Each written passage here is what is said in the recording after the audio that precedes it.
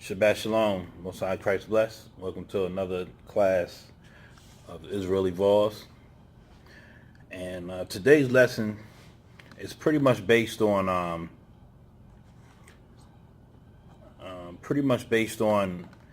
things that I've been dealing with, far as these Christian apologetics and just the Christianity church altogether, and the misunderstanding of Gentiles in the New Testament,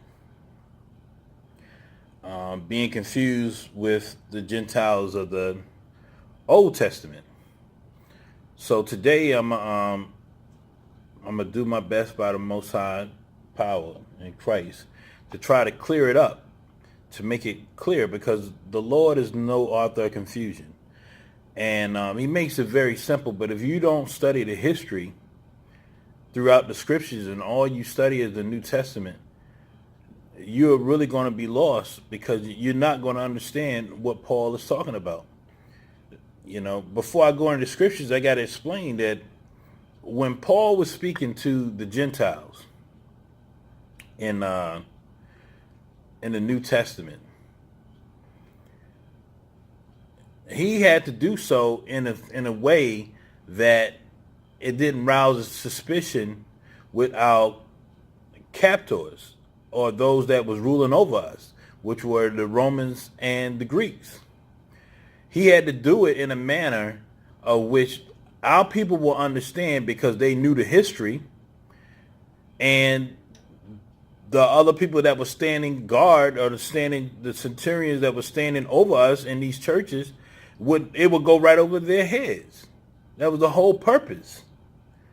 So they would have never caught on to what he was teaching and what he was talking about if these things did not, if they did not understand these things. They did understand them, because they learned this law all throughout their lives.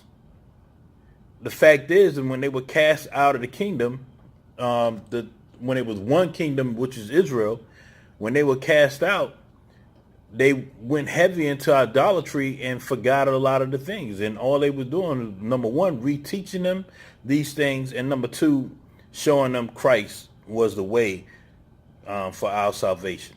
So we're going to go into this now and make it very clear what it is that we're to understand. So before I start, when I start, let's go to Genesis chapter 10 real quick. I'm going to be reading for myself until the rest of the brothers get here.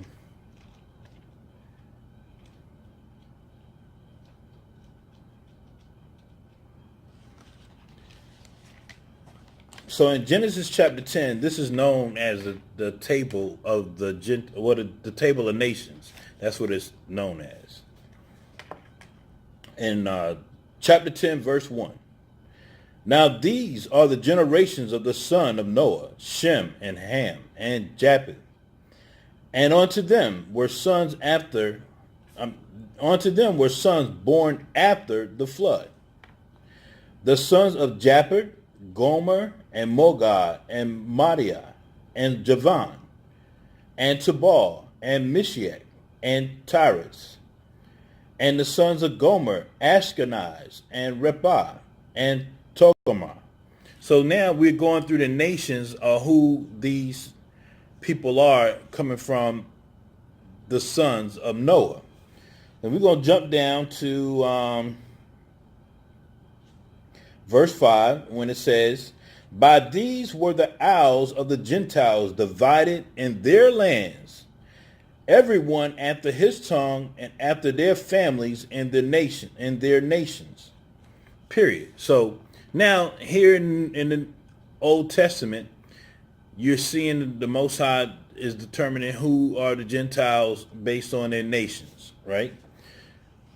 Well, the thought is, in Christianity, they carry that what they see here in the Old Testament, that it means the same thing in the New Testament. But there's something very important that happened in the Old Testament that Christians never talk about. I don't know if this, I can't call them Christians. In Christianity, they never talk about. And I don't know if it's the fact that they don't know it or the fact that they ignore it just so they can say everybody can be saved, or everybody is speaking that Christ came for everybody in the New Testament. Okay. So now let's now that you understand the table of nations and who were called the Gentiles in the Old Testament, as we learn, you take your notes and write these things down so it'll become very clear to you. So now we're going to go to the book of Deuteronomy, chapter 31.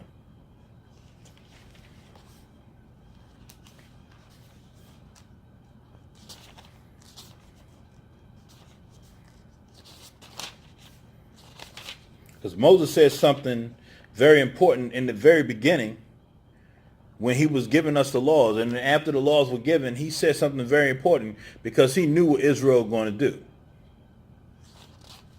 This is very important to know the history so that you can understand these things. So let's go to the book of Deuteronomy, chapter 31, and let's start at verse 24. The book of Deuteronomy, chapter 31 and verse 24. And it came to pass, when Moses had made an end of writing the words of this law in a book, until they were finished, that Moses commanded the Levites, which bear the ark of the covenant, and of the Lord, saying, take this book of the law, and put it inside of the ark of the covenant of the Lord your God, that it may be there for a witness against thee. For I know thy rebellion and thy stiff neck. Behold, while I am yet alive with you this day, ye have been rebellious against the Lord, and how much more after my death. So now that Moses is no longer here, he knew that our people was going to be hell on earth and come up with all kind of doctrines and go into all kind of foolishness after he died. They was doing it before he died, and he knew after he was gone that they was just going to embellish that thing and just do whatever it is that they wanted to do. Try to justify however they want to try to justify it. Let's get it. In verse 26 again. Take this book of the law and put it in the side of the ark of the covenant of the Lord your God, that it may be there for a witness against thee. For I know thy rebellion and thy stiff neck. Behold, while I am yet alive with you this day, ye have been rebellious against the Lord, and how much more after my death. Gather unto me all the elders of your tribes and your officers, that I may speak these words in their ears, and call heaven and earth to record against them. For I know that after my death ye will utterly corrupt yourselves, and turn aside from the way which I have commanded you. And evil will befall you in the latter days, because ye will do evil in the sight of the Lord. Now, what did he say again in the bottom part of this precept? In verse 29, I'll read it to you again. He said, for I know that after my death, ye will utterly corrupt yourselves and turn aside from the way which I have commanded you. And evil will befall you in the latter days. We're in the latter days. The latter days after Moses and all the captivities that we were in will become the latter days, all the way up to today. Because ye will do evil in the sight of the Lord. We did that. To provoke him to anger through the works of your hands. And we did that. We provoked the Lord to anger, is why we end up going into this captivity period. Verse 30. And Moses spake in the ears of all the congregation of Israel the words of this song until they were ended. And that was that. So with that, now let's go into the history and see what happened and why there's so much confusion in the New Testament when it's trying to figure out who the Gentiles are, or they think the Gentiles are all the nations, like they thought it was, and like they know it was in the book of Genesis. They think that same thing carries on through to the New Testament. But without knowing this history that we're about to go through now, you're going to be lost. Without the Apocrypha, you're going to be lost. So when you get to the New Testament, it's going to be foreign to you because you don't understand or know the history. It's very important. So we're going to go to the book of 1 Kings, and chapter 11 is where we're going to start. The book of 1 Kings in chapter 11, and we're going to start at verse 34. Howbeit, I would not take the whole kingdom out of his hand. So this is Christ talking, the Most High talking about what he's going to do to King David, right?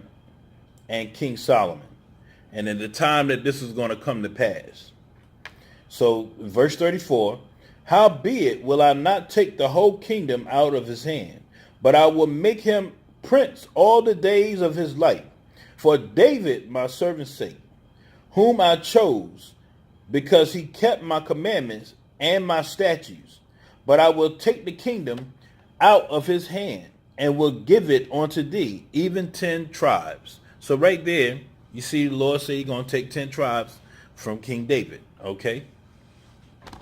Now, another thing I want to point out real quick, in the bottom part of this precept, in verse 34, when it says, when the Lord said, for David my servant's sake, whom I chose, because he kept my commandments and my statutes. All right. Let me make an understanding for you. We know that we got to keep the law, statutes, and commandments of the Most High power, right? We know that. But we know King David sinned. We know that. We know that King David, didn't sin one time or 2 times. He sinned a few times. And they were some pretty big sins that he did. But what you don't realize is King David repented. He was not sinless. He didn't walk the earth without doing any sin. King David repented. And when he repented, those things that he repented of, he never did again. And he kept doing the work for the Lord. So what I'm telling you is, I know that it's not easy to keep the Most High laws.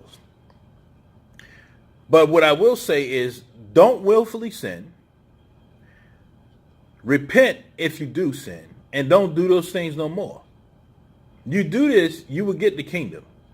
But if you just disregard it and just do whatever it is that you want to do, then no, and not repent, then you're going to be put to death. That's the bottom line. King David is a perfect example of that. The fact that King David was saw perfect in the eyes of the Lord. Why? Because he repented and kept the Lord's law. Not because he just did everything absolutely right. It's the fact that he learned from his mistakes, because he also had a human nature. He learned from his mistakes, and he did not make those mistakes again, period. That's the way we're supposed to live. That's the purpose of us having grace, which is going to be part 2 of this class right here. So now let's go back to 1 Kings chapter 11, and now I'm going into verse 35. But I will take the kingdom out of his son's hand, and will give it unto thee, even 10 tribes. Verse 36. And unto his sons will I give 1 tribe, that David my servant may have a light always before me in Jerusalem, the kingdom which I have chosen me to put my name there. So in Jerusalem, that 1 tribe that he chose was Judah. That's why Christ came through the tribe of Judah. That's why it's telling you right here in In verse 34, howbeit will I not take the whole kingdom out of his hand, but I will make him prince all the days of his life. That prince all the days of the life is Christ. Okay? So the Lord is giving the prophecy about what's going to go down and how he's going to do it. So here now I'm explaining to you and showing you these things coming to pass. And you talking about these were thousands of years apart from the time of King David to the time of Christ on the earth.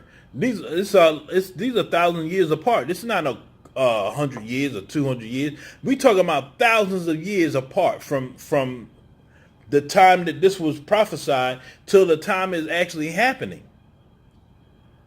So that's why when we living in this lifetime that we living in right now, and these little bit of years that we got on ourselves, you know, and we like, you got some people questioning about the coming of the Lord and when he's going to return or whatever. Do you understand how long that they had to wait for Christ to even show up? From the time of the first Kings when this was written to the time it actually took place. We talking over 15, 16, 17, almost 2,000 years before that transition actually took place. All right. So now let's go to chapter 12 in the same book, 1 Kings, chapter 12. We're going to start at verse 8. But he forsook the counsel of the old men, which they had. So let me back that up. I need to go back up so you understand where we at. Let's start at verse 1. So 1 Kings chapter 12 and verse 1. And Rehoboam went to Shechem, for all Israel were come to Shechem to make him king. And it came to pass when Jeroboam, the son of Nebat. So Jeroboam was an Ephraimite, okay? Jeroboam was an Ephraimite that King Solomon had chased out of the kingdom. He went into exile and was hiding out in Egypt until King Solomon died. Okay? When he did that, now it comes to the time where we are in the time that he's speaking of right now. So now Rehoboam, which was King Solomon's son, okay? Rehoboam, which was King Solomon's son, is now he's here on the scene. So he's here on the scene now. So now we have this, the new king of Judah, well, actually the new king of Israel, which will be Rehoboam. But we're going to see what happened to cause all the confusion that we have right now in the New Testament. So here in verse 1 it says, and Rehoboam, which went to Shechem, for all Israel will come to Shechem to make him king. And it came to pass when Jeroboam, the son of Nebat, who was yet in Egypt, heard of it. 1 Kings chapter 12. Start at verse 2.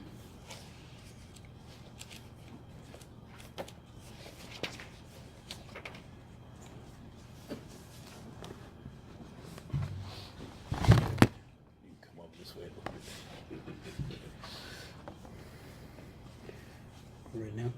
Yeah, verse 2. 1 Kings chapter 12, verse 2. And it came to pass when Jeroboam, the son of Nebat, who was yet Egypt, heard of it, for he was fled from the presence of King Solomon, and Jeroboam dwelt in Egypt. Go ahead, read. That they sent and called him. And Jeroboam and all the congregation of Israel came speaking to Rehoboam, saying, Thy father made our yoke grievous.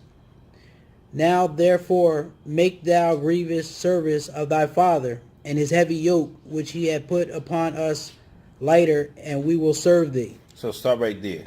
So what's happening here is Jeroboam, who's now over Ephraim, and he is an Ephraimite, and he's speaking on the behalf of Ephraim, right?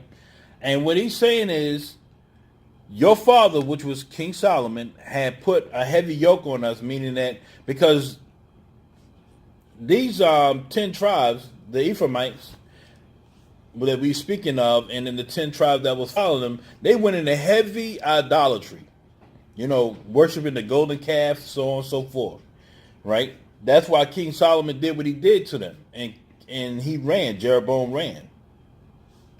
So now, Jeroboam, being as a new king, he want to come to the new king, which is Rehoboam, and say, hey, listen, your father dealt with us, with a hard hand.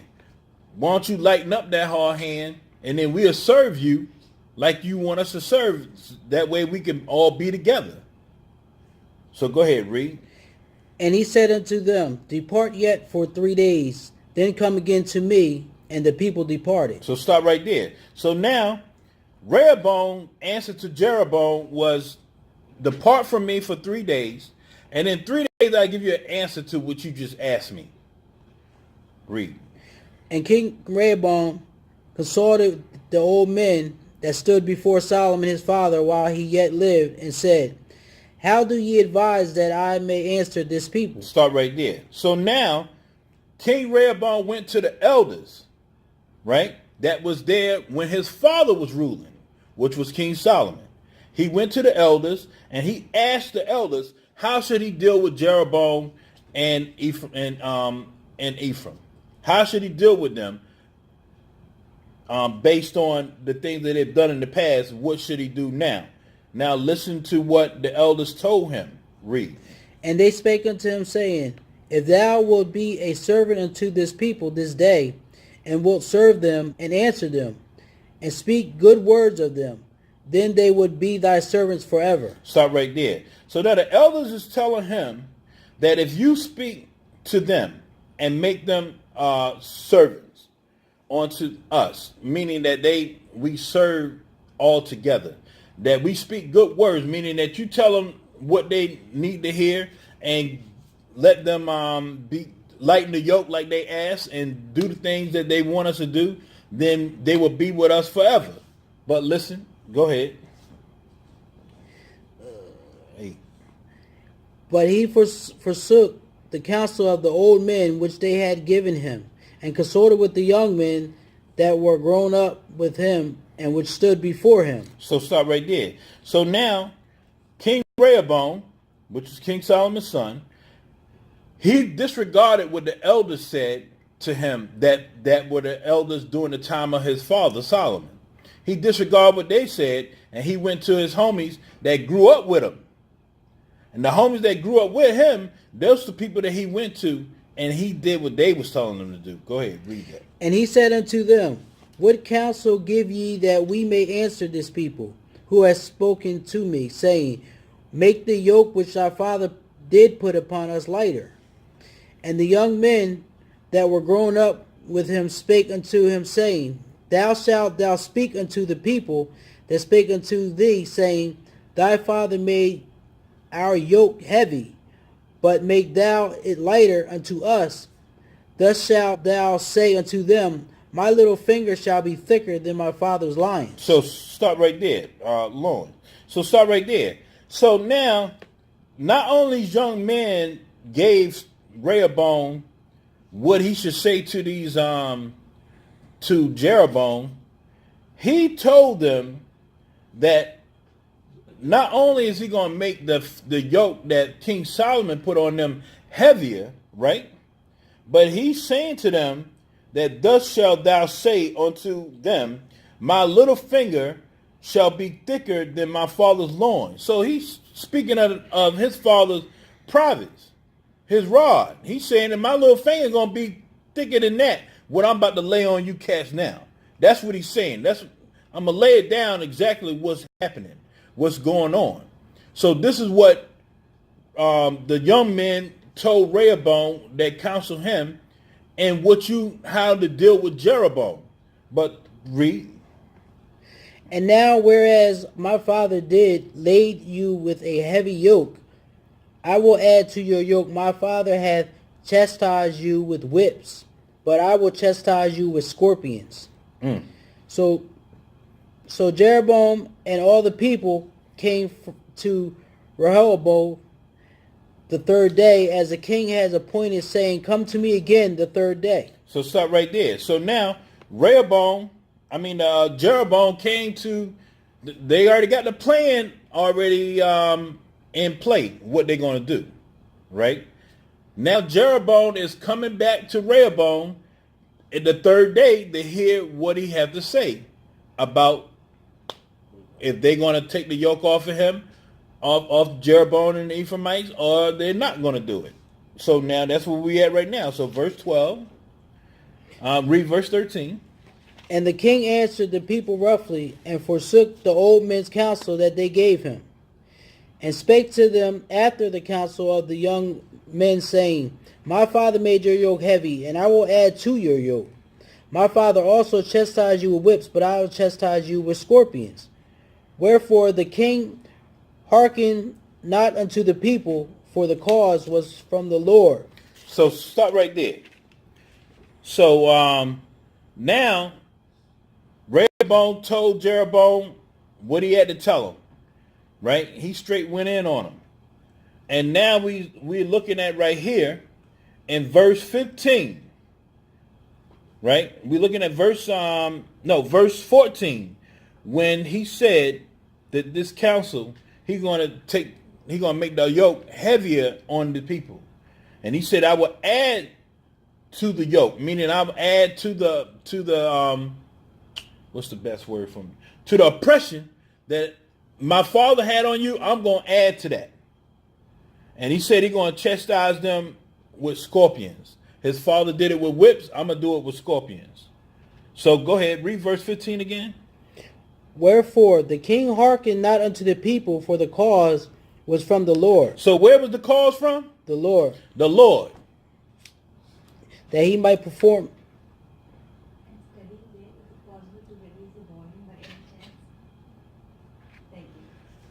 So the cause is from the Lord.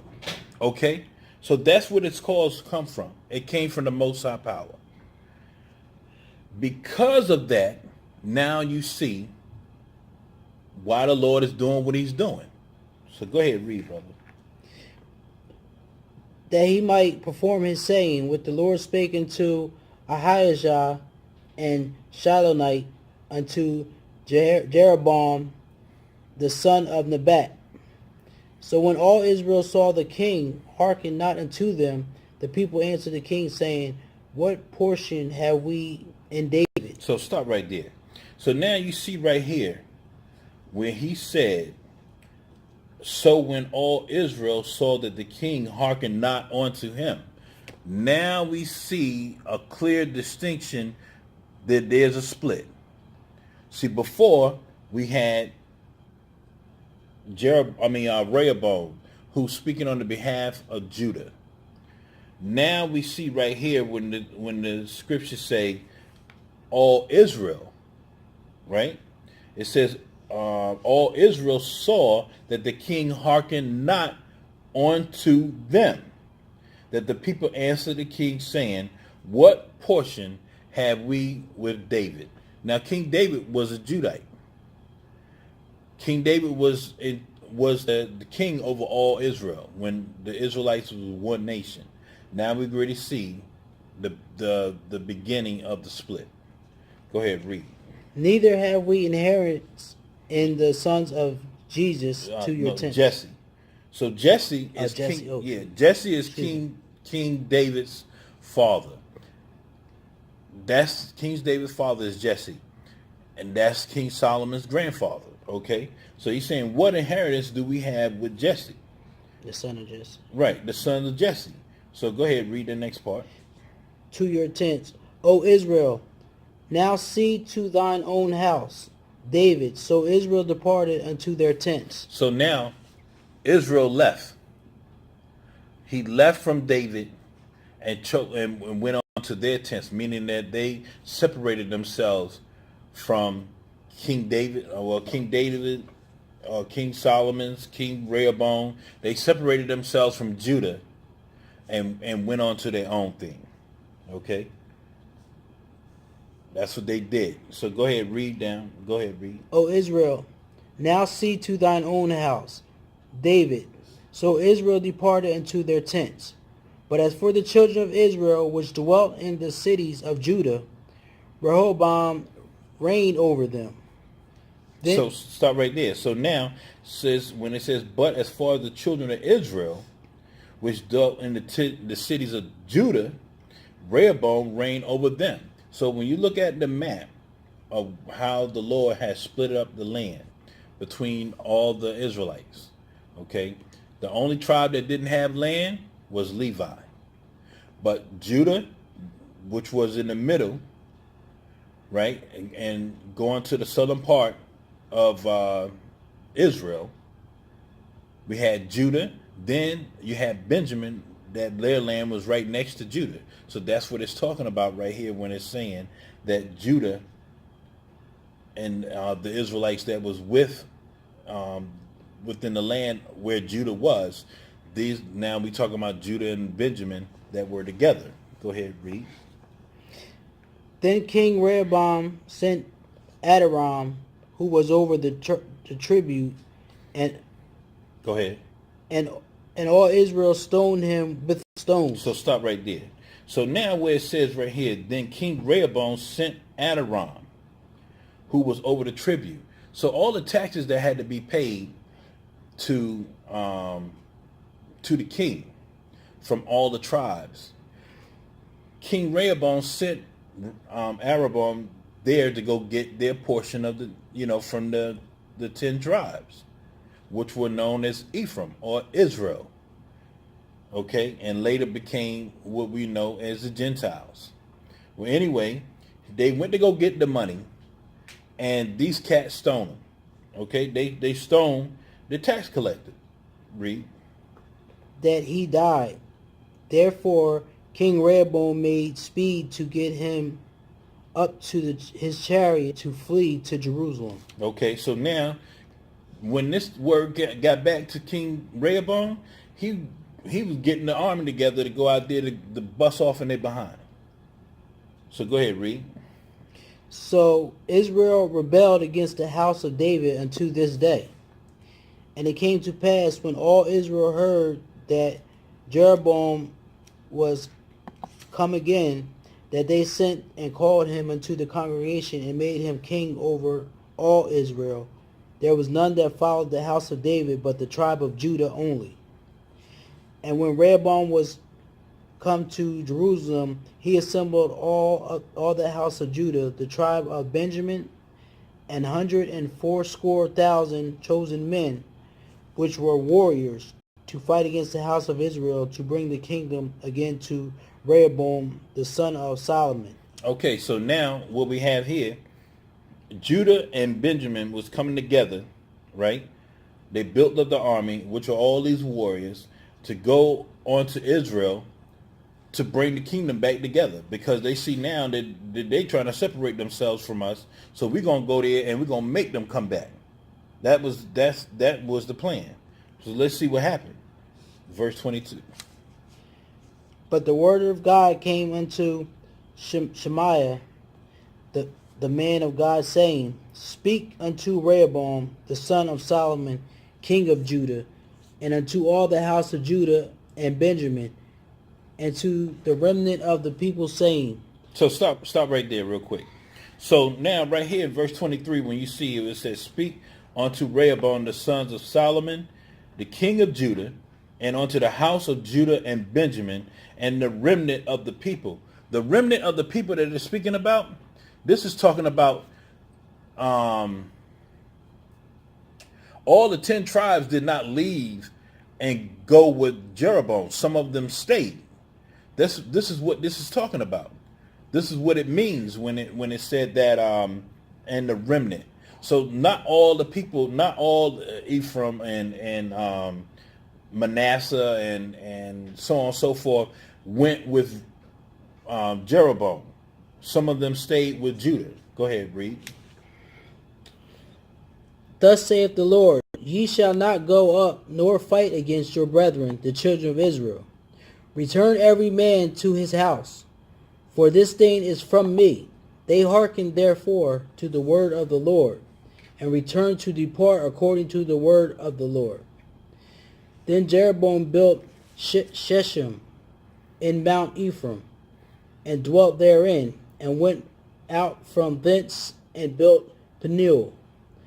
And Jeroboam said in his heart, now shall the kingdom return to the house of David. So stop right there. So now Jeroboam is thinking in his mind, the army is ready to come. Judah and Benjamin ready to come up against me with the remnant of some of the Israelites that was from the 10 tribes that stayed with under King Rehoboam.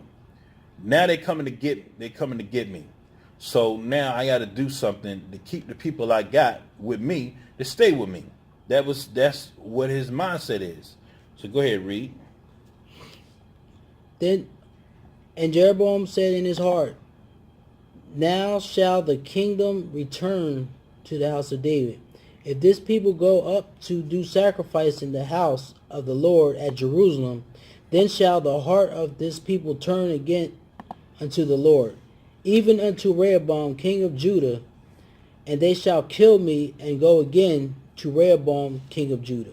Okay, so now what's happening is Jeroboam is afraid if the people leave him and go back to King Rehoboam, that they're gonna put Jeroboam to death, right? So he had to do something to prevent that from happening. Go ahead, read. Whereupon the king took counsel and made 2 calves of gold, and said unto them, it is too much for you to go up to Jerusalem. Behold thy gods, O Israel, which brought thee up out of the land of Egypt. And he set the one in Bethel, and the other put he in Dan. Okay, so now, stop right there. So now what we see happening here is King Jeroboam had just introduced idolatry to the northern kingdom. So that's what this became. So now he made the 2 calves. One he put in the land of Dan, which is in the far north of what's called Israel today, which then was called the land of Canaan. The far north of the land, he put 1 calf there, and then closer to Ephraim, which is Samaria, the capital, he put another calf there. So the people that live all the way in the far north didn't have to come all the way down to Ephraim to worship the golden calf, and the people in the far and where Ephraim was, which is the capital of Samaria, didn't have to go all the way up to the far north to worship the golden calf. So now the people got a golden calf in the northern part and in a little further south in where Ephraim was located, okay, to worship the golden calf. Now the 10 tribes is in 100% full idolatry. Okay, go ahead, read. Verse 30. And this thing became a sin for the people when to worship before the one, even unto Dan. Okay, so now we know that worshiping other gods, that's idolatry. So now we also know that right now, we know right now that what they did is all these people crazy. They crazy. So now they left the Lord altogether and went into their own thing, doing their own thing. Okay. So now let's go to where am I at? 31. Yeah, because this is important. Because this is going to explain the next thing that happened. Go ahead, read verse 31. And he made an house of high places, and made priests of the lowest of the people, which were not of the sons of Levi. So now, not only did Jeroboam make the golden calves, he took the people that was not even Levites and made them priests. He made them priests because the priests, which were the Levites, that was still with the 10 tribes, they said, nah, man, you out of your mind. You going to make these golden calves, you going to go against the Most High like that? So go ahead, read. 32. Wait, 32. 32, yeah.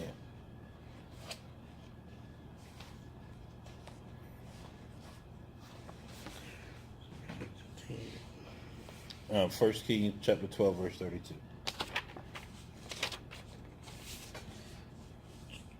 And Jeroboam ordained a feast in the 8th month of the 15th day of the month, like unto the feast that is in Judah. So the feast that they're talking about that's in the Judah is the Passover. So this dude going to create his own Passover. Go ahead, read.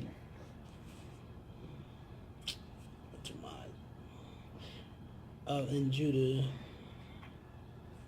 And he offered upon the altar, so did he in the Bethel, sacrificing to the calves that he had made, and he placed in Bethel the priests of the high places which he had made.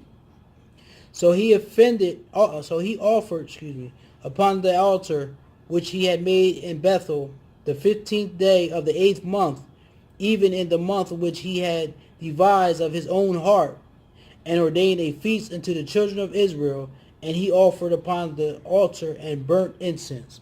So now he made his own holiday.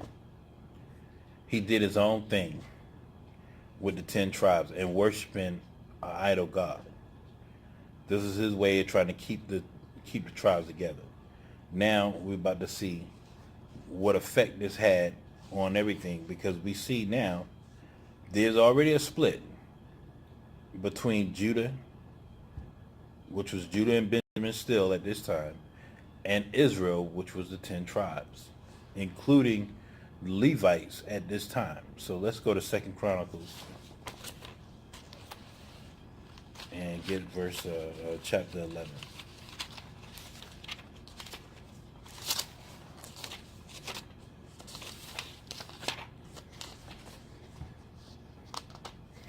And let me see. Wait a minute. Go ahead, start at verse 1.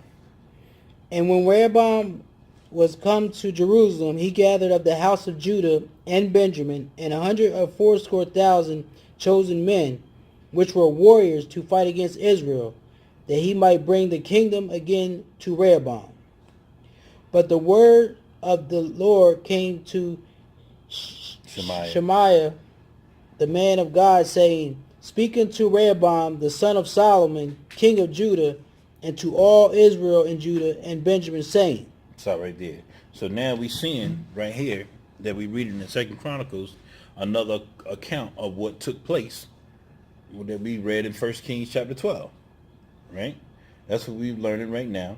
So jump down to verse 5. Verse 5. And Rehoboam dwelt in Jerusalem and built cities for defense in Judah. Okay, so now Rehoboam built cities, built up Jerusalem for defense, to fight against their brethren. Read. He built even Bethlehem, Etam, and Tekoa, and Bethzor, and Shoko, and Adullam, and Gath, and Mareshah, and Ziph, and Adoram, and Lachish, and Ezekiah, and Zorah, and Aijalon, and Hebron, which are in Judah and in Benjamin's fenced cities. Okay, so all of these are names that he called out was cities within Judah. Okay, and all of these places he built up ready for defense to be able to fight. Okay, read verse 11. And he fortified the strongholds and put captains in them, and store of victual and of oil and wine. So he put food, water that they need, oil and wine, so to sustain the military while they was standing their posts ready to fight. Go ahead, read. And in every several city he put shields and spears, and made them exceeding strong, having Judah and Benjamin on his side. Okay, so now you see Judah and Benjamin together, holding up what was left of the kingdom that was once all Israel. Now, under Rehoboam, it was only Judah and Benjamin that was going to fight against the 10 tribes. Read. And the priests and the Levites that were in all Israel resorted to him out of all their coasts. Mm-hmm. For the Levites left their suburbs and their possessions and came to Judah and Jerusalem. So stop right there. So now we see the Levitical priests left from among the 10 tribes and came on to Judah and Jerusalem. They said they wasn't going. They basically, number one, saying that I'm not going to deal with this idolatry. Number one. Number two, you just disregarded us, the Levites, to do anything that we were ordained to do. You did away with that. You made the lowest of the people priests. We're going to do with the righteous, which was Judah and Benjamin, that was keeping God's laws still to this day. At that time, okay. So now the Levites now leave, and they come on to Judah. Okay, read. For Jeroboam and his sons had cast them off from executing the priest's office unto the Lord. And he ordained them priests for the high places and for the devils and for the calves which he had made. So stop right there. So what you're reading now and what you're coming to the understanding, this is the beginning of what are called today the Jews. Jews. Judah, Benjamin, and Levi. This is the history. Jude is just short for the tribe of Judah because Judah was the kingdom. And these 3 tribes fell under Judah. And this is what today was known as the Jews. Judah, Benjamin, and Levi. Okay? So now let's go to 2 Kings chapter 17.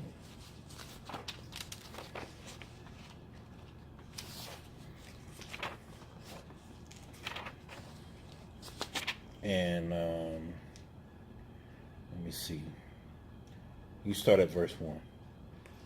2 Kings chapter 17 verse 1. In the 12th year of Ahaz, king of Judah, began Hosea, the son of Elah, to reign in Samaria over the Israel 9 years. So start right there. So now, Ahaz, who at this time is now the king of Judah, and Hosea, which is the book of Hosea, which is the same man, reigning over Ephraim. Okay? Ephraim is the 10 tribes, which is also known as Israel. So when you're reading the Bible and you see the Bible say, like for instance in Jeremiah 31, when the scriptures say that I will make a new covenant with the house of Judah and the house of Israel. Matter of fact, let's get it so we can put it on record what it is. Let's go to Jeremiah. Hold what you got. Let's go to Jeremiah chapter 31.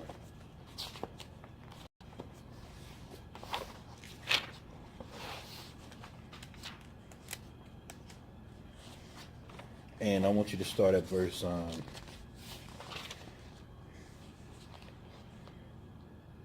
start at verse 31.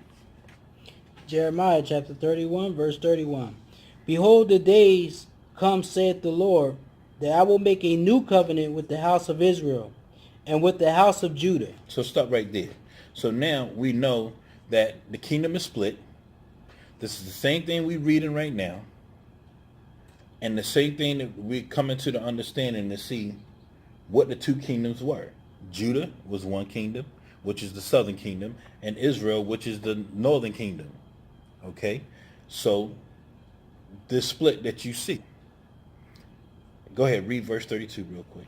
Not according to the covenant that I made with their fathers in the day that I took them by the hand to bring them out of the land of Egypt, which my covenant they break, although I was an husband unto them, saith the Lord. Okay, so stop right there. So this covenant that he's speaking of was the old covenant that was made when Moses brought to the people the laws of God. Okay, this is the covenant, including the covenant that he made with Abraham with the circumcision and everything else. This is what we're talking about. So he's saying that I'm going to make a new covenant, which that new covenant ain't in effect yet. But he's going to make a new covenant with the house of Israel and the house of Judah. this same thing was repeated in the New Testament. So let's get it. Let's go to Hebrews, the book of Hebrews.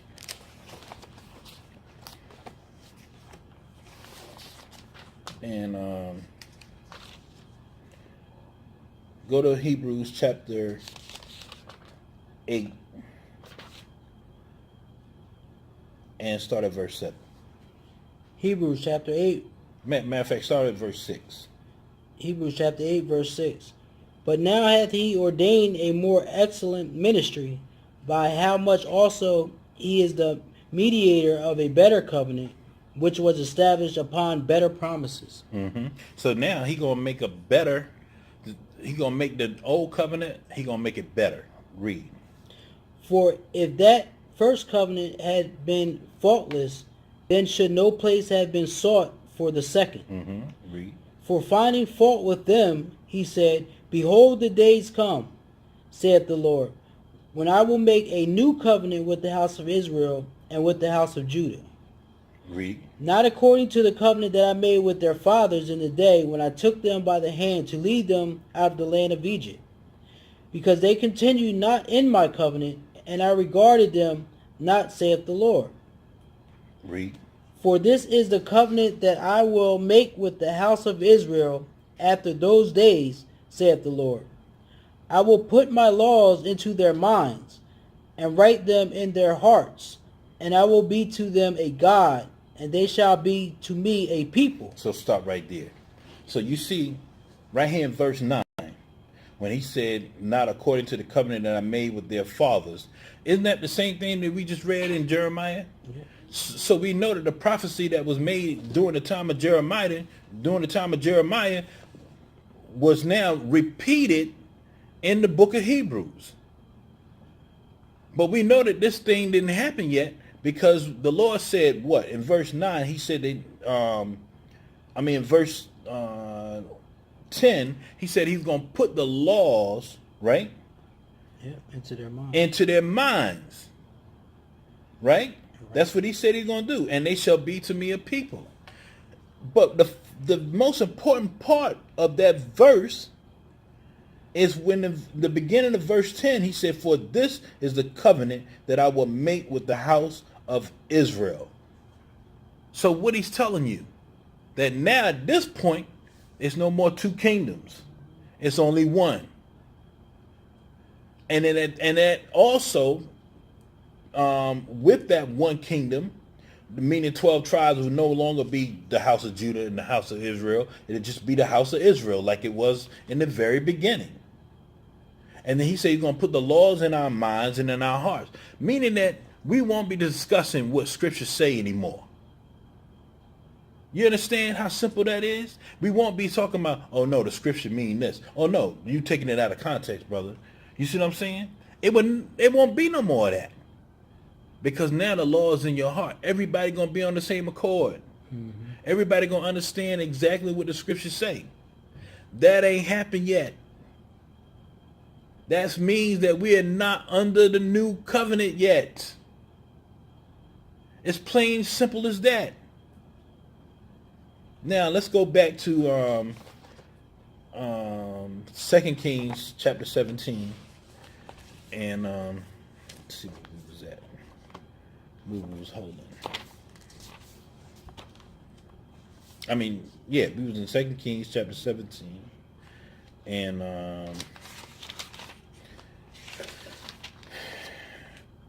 we was at verse 1. So go ahead, read that verse 1 again. In the 12th year of Ahaz, king of Judah, began Hoshea, the son of Elah, to reign in Samaria over Israel 9 years. So Samaria is the capital of Ephraim.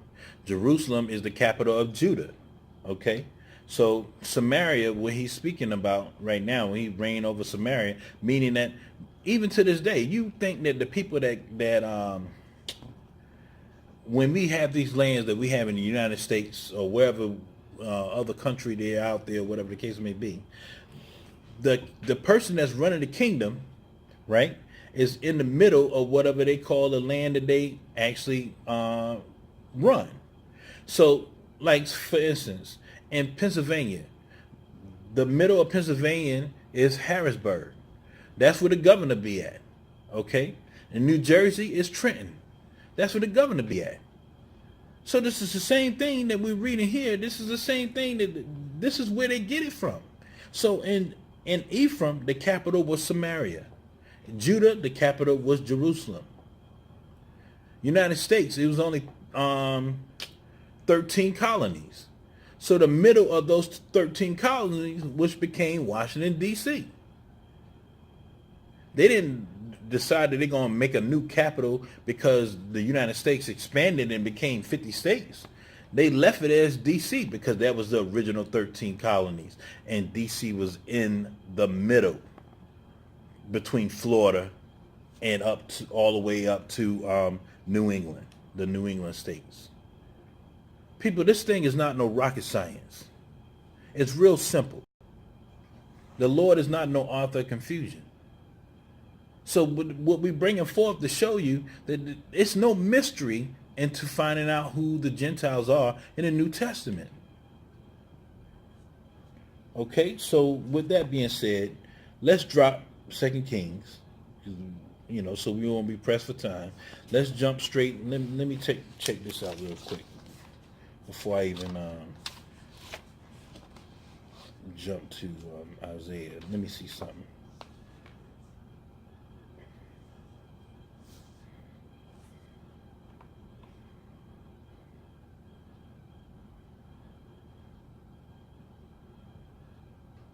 All right, so let's go to 1 Kings chapter 12.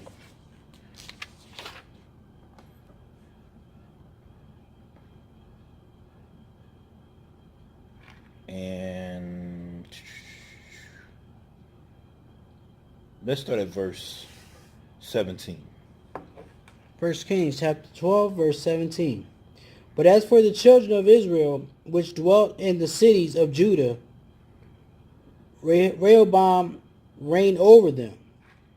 Then King Rehoboam sent Adoram, who was over the tribute. So once again, we going over the fact of what happened. Rehoboam in charge of Judah. He sent Adoram to go get taxes from the house of Israel, which is the 10 tribes. Okay, jump over to verse 27. Verse 27. Mm-hmm. If this people go up to do sacrifice in the house of the Lord at Jerusalem, then shall the heart of this people turn again unto the Lord, even unto Rehoboam king of Judah, and go ahead. And they shall kill me, and go again to Rehoboam king of Judah. So now do you understand the point of why Jeroboam did what he did? I mean, it wasn't even close to being any good decision to do what he did.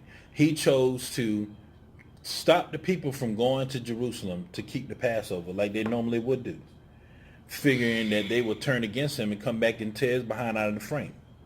So he figured that I'm going to do this with these calves, which took the northern kingdom into idolatry. So all the people that follow him. So now you see that a remnant of the people that was with the northern kingdom did not go with the northern kingdom.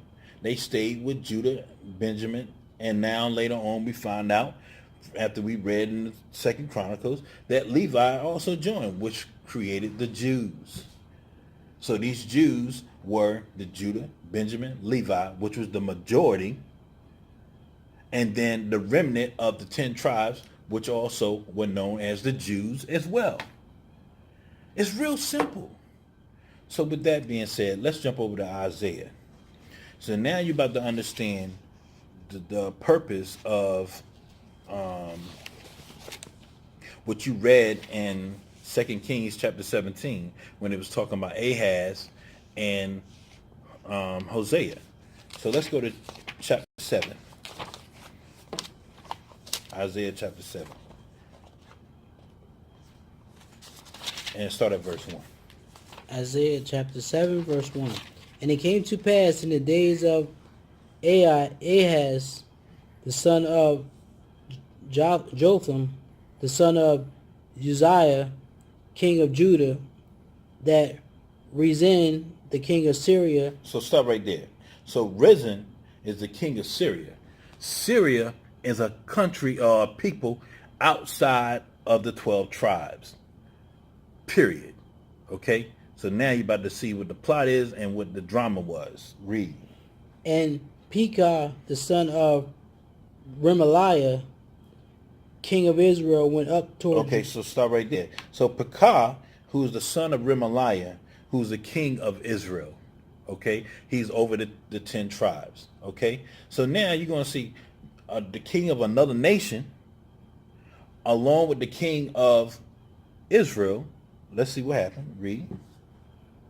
Went up to Jerusalem to war against it, but could not prevail against it. So what we seeing here is Ephraim, which is today the modern day so-called Puerto Ricans, had took the 10 tribes and made a pact with Rizin, which was the king of Syria, or the Assyrians. The same place it is today, Assyria. Made a pact with them to come against their own brethren to overthrow Judah. That's what they did. So read. Go ahead. And it was told the house of David, saying, Syria is confederate with Ephraim. So you see right here now it's saying that they joined with Ephraim. That they're on the same accord. Read. And his heart was moved, and the heart of his people as the trees of the wood are moved with the wind. Stop right there. So what that means, the people themselves, when they heard this thing, they was in utter shock. You mean to tell me you hate us that much that you're going to go get heathens that come up against your own brothers? That's what you would do? Read. Then said the Lord unto Isaiah, Go forth now to meet Ahaz. So who said it? The Lord. Go ahead, read. Thou and Sheresh thy son at the end of the conduit of the upper pool in the highway of the fuller's field, and say unto him, Take heed and be quiet. Fear not, neither be faint-hearted. Faint-hearted, meaning Faint-hearted. scared. My bad. Read. Be faint-hearted. For the two tails of these smoking firebrands, for the fierce anger of Rezin, with Syria and the son of Remaliah. Right. So now the Lord sent these two firebrands was the king of Syria and the king of Ephraim. What the Lord is saying now, these two firebrands is who he's speaking about. These two doggone devils. Read. Verse 5. Okay, taking evil counsel against these, saying, No, 5. Start at because 5. of Syria, Right. Ephraim, and the son of Remaliah have taken evil counsel against thee, saying, Let us go against Judah and vex it, and let us make a breach therein for us, and set a king in the midst of it, even the son of Tabil. Right. So now what they're saying is, when they say make a breach, meaning to break through. Okay, they're going to break through Judah. They're going to overthrow Judah, and they're going to put a king over all of Jerusalem. That was Ephraim's plan. The 10 tribes, that was their plan. To overthrow the Judites. Not just the Judites. To overthrow Judah, right? And with Syria. And Syria's payback will be that they will be reigning over all of Israel. That was their plan. That's what they was going to do. Go ahead, read. 7. Thus saith the Lord God, it shall not stand, neither... So what the Lord say? Thus saith the Lord, it shall not stand. So he said that this thing ain't going to go down the way you think it's going to go down. You can forget that. Read. Neither shall it come to pass. Neither shall it come to pass. You can forget that. Read. For the head of Syria is Damascus, and the head of Damascus is Rezon. And within 65 years shall Ephraim be broken. that is be not a people. So read that again. For the head of Syria is Damascus, and the head of Damascus is Rezin. And within 65 years So that's 65 years. Shall Ephraim be broken? Shall who be broken? Ephraim. That is be not a people. That it be not a what? A people. Now you see, this is when the northern kingdom became Gentiles. Because that's why, here, let's get the Zondervan Bible Dictionary. Let's look up Gentiles. Here, read that. Right there. Gentiles. Usually it means a non-Israelite people. So say that sentence from the beginning again. Gentiles.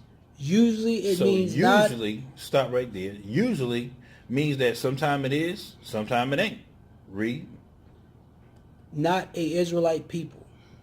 So that means that at sometimes in the Bible it was used as the real Gentiles, and then sometimes in the Bible it was used as people that were a non-Israelite people. A non-Israelite people, meaning that they were Israelites, but they became not a people. Okay? So now, get that. So now you see right here, because I don't need to go no further into what was happening. In Isaiah chapter 7, when it said in verse 8, for the head of Syria is Damascus. Damascus is a real place on the earth still today, which is the head of Syria, which is the capital. That's what it means when it says the head of. And then Damascus is Rezin, which was the king. And it said, within 65 years, which is 65 years, shall Ephraim be broken, meaning the northern kingdom. Ephraim was the head, just like Judah was the head of the southern kingdom. So Ephraim will be broken and be not a people. That's very important, because now that you know that this happened, now it's much better for you to understand what's going on in the New Testament when Paul is teaching this not a people. Period. So now to make this even clearer, when the Most High really went in on them and made it even clearer, let's go to the book of Hosea, chapter 1. Now remember when we saw in the 2 Kings chapter 17, when it was talking about Ahaz, who's the king over Judah, and Hosea, who's the king over Ephraim. Okay? So let's get it. And go ahead, read that. Chapter 1 of Hosea. Verse 4. Verse 1. Okay. The word of the Lord came unto Hosea, the son of Beeri, in the days of Uzziah, Jotham, Ahaz, and Hezekiah, king of Judah, and in the days of Jeroboam, the son of Joash, the king of Israel. That's right. So now we seeing this history now being repeated, and the lineage of who this history is, how all of this come together. Now Hosea being the king now at this time, watch what the Lord do with him and say to him. Go ahead, read. The beginning of the word of the Lord by Hosea. And the Lord said to Hosea, go take unto thee a wife of whoredoms and children of whoredoms, for the land hath committed great whoredom, departing from the Lord. So what it's saying is, when he said take on a wife for whoredom, you got dingbats out here in Israel that's saying that means you could go get a hoe to be a wife. That doesn't mean that you could go get a hoe to be a wife. What it means is the whoredom was that you went on to another god. You started honoring another god over me. That's what it means by the great whoredom. To explain that better, let's hold what you got right here. Let's go to Jeremiah. Go to the book of Jeremiah.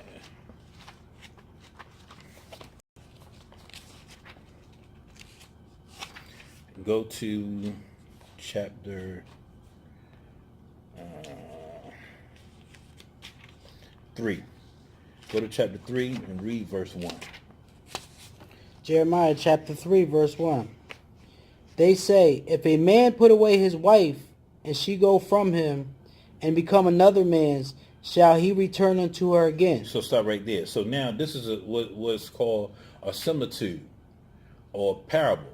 Okay, it's saying one thing, but it means something else. All right, it's an example of something else. So this is what we're reading. Go ahead, read. Shall not that land be greatly polluted? So stop right there. So what this means is you got a wife. You're a man, you got a wife, right? And you put away your wife. And now you come back to that same wife after she done been with another man. The Lord is saying, isn't she greatly polluted? Because she done been with another man. She done been with another man, and not saying to been with another man, they having Starbucks together. We talking about they in the mosey wosy, you know, and they doing what they do, and then you come back to her now to be her man. Go ahead, read what the Bible say. But thou hast played the harlot with many lovers. All right, so now the Lord is saying that you played the hoe with many other religions, or many other doctrines. So that's what it's talking about. So when we read in Hosea, this is exactly what we're explaining here. You ain't gonna go back to the woman that another man's done been with her in the bed. You're gonna go back to her. So it's saying the same thing with the Lord. Don't come back to me after you done been dealing with some other doctrine, and then and when you knew the truth, and then you leave me and then go do something else, and then you gonna try to come back to me? No, that's what blasphemy is. That's why the Lord said that. It's no, you can't be forgiven for that. That's what he's telling you. See, it's one thing when you're in Christianity, you don't know nothing about the truth. You understand? You're in Christianity, you don't know nothing about the truth, but you know the Most High, you know Christ, you know a little bit of something, but you don't realize. Then when you come into the truth, you actually know what's going on. You know these things. And because you know these things, then you leave it, go into Christianity again, or Islam, or what do you call it, Egyptology, or whatever the case may be, and then try to realize that you was in the truth, and try to come back. The Lord saying you a hoe, he don't want you.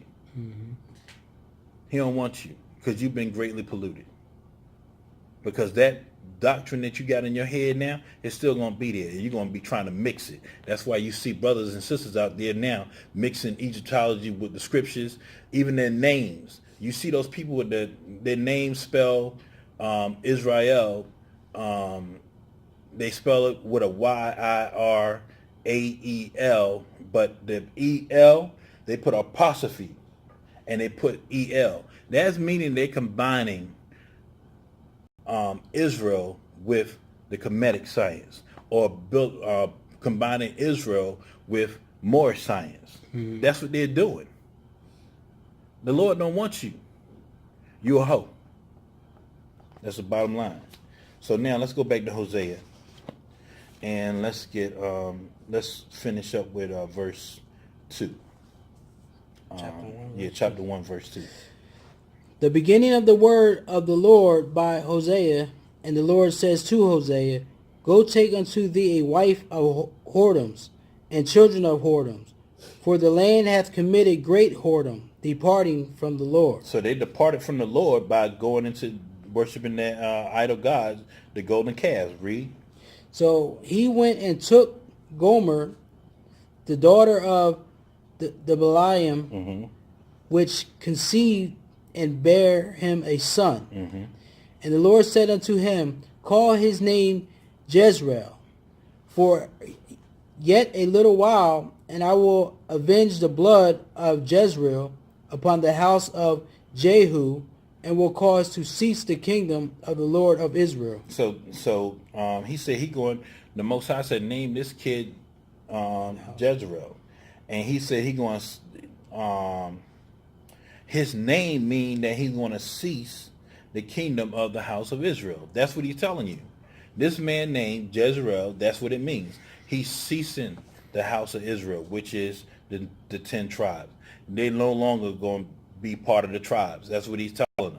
Read. And it shall come to pass at that day that I will break the bow of Israel in the valley of Jezreel. Read.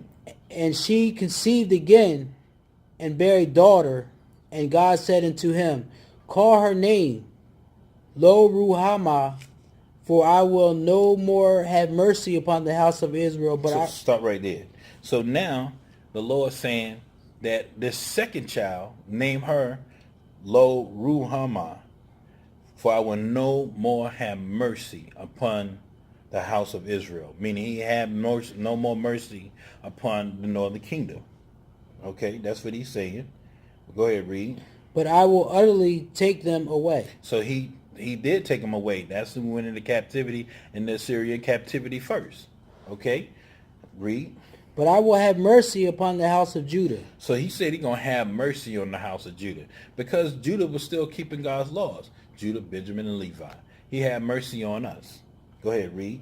And will save them by the Lord their God, and will not save them by bow, nor by bow, nor by sword, nor by battle, by horses, nor by horsemen. So what that means right here is the prophecy that the Lord is saying that he is not going to save Judah, which is Judah, Benjamin, and Levi.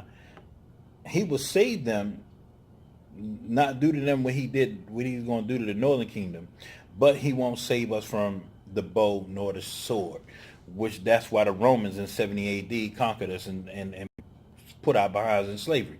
That's why all the Negroes were together when the slave trade happened.